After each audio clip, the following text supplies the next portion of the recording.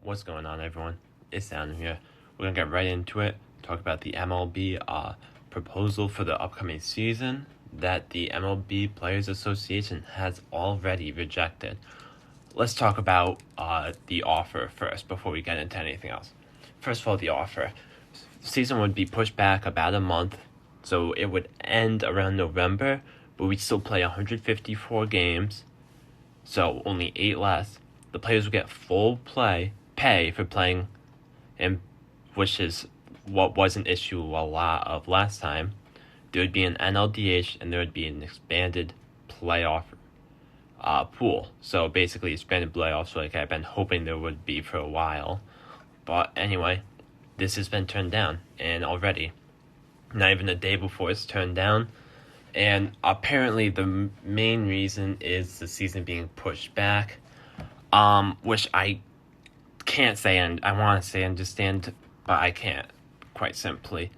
I feel like this is a perfect deal for the Players Association. Like, they get to start the season a month later, so they have more rest. They get full pay for playing a little less games. There's an NLDH, which opens up a lot more money probably for a lot more players, and there's expanded playoffs, so that's more money for the players. Yeah, it's been turned down. So if the main reason is when the season starts, I guess that's one thing, and then they could just, I don't even know, because it's the right decision to have it be pushed back, quite frankly. So I'm not really sure what the problem is. Is the real problem? I've heard some people upset about the expanded playoffs. Like, I don't understand how that's even possible, quite frankly. This is a thing that most players, I can't believe every player doesn't want. Once you get in, anyone has a chance. So why not let more teams in via the Players Association? Also, don't believe the players make money just off making the playoffs. Like, it's on some of their contracts. Why isn't this something that they all want? I don't understand in the slightest, quite frankly. Sure, you could say, oh, pushing back the season a little messes up their plans for arm rest. Listen, like, you can easily adjust it a little, miss a couple starts during the season. Like, this is as good as we can do given what the world is at today. Like, honestly, it's obviously the perfect scenario just to be having it how it is, but you gotta understand that the situations in the real world right now aren't perfect, so we can't just go into a season and then what happens? Like, we have a bunch of missed games like the NBA's having right now. I mean, it's just not that simple. It's just having having it as just how you want it to be. It's not really possible. And now I'm hearing that the union might not even revise an offer, might not even send a counter offer.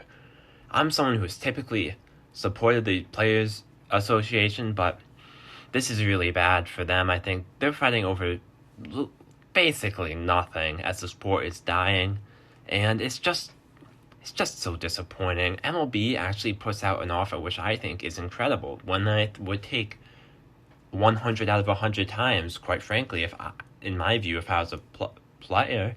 But I guess somehow we're upset about more teams making the playoffs, and I guess we're a little bit upset that we need to wait a little bit longer to ramp up our throwing cycles. Just not much to say, quite frankly, about it. Like, what am I to say here? Like, especially if we're not going to get even a counter, the Players Association just won't accept anything at this point, unless deals are 100% met, but that's just not possible in the real world, especially considering the circumstances we have now. Looking to the future, like, what do we do now, okay? Because, pretty soon we're going to be up for a new Players Association agreement, so we're probably going to have some sort of lockout in a year or so, whenever it is. I'm just waiting for that at this point. I mean, MLB is trying to do everything I think they can, but there's just no budge from the other side, I feel like. It's typically I'm someone who's been against the MLB in this sort of scenario, but I think there's not much they could have done better here, quite frankly, considering the circumstances. What else could they have really done, I think? I can't really think of anything. Now we look at what happens now. Okay, so do we just have the regular season like it always happens?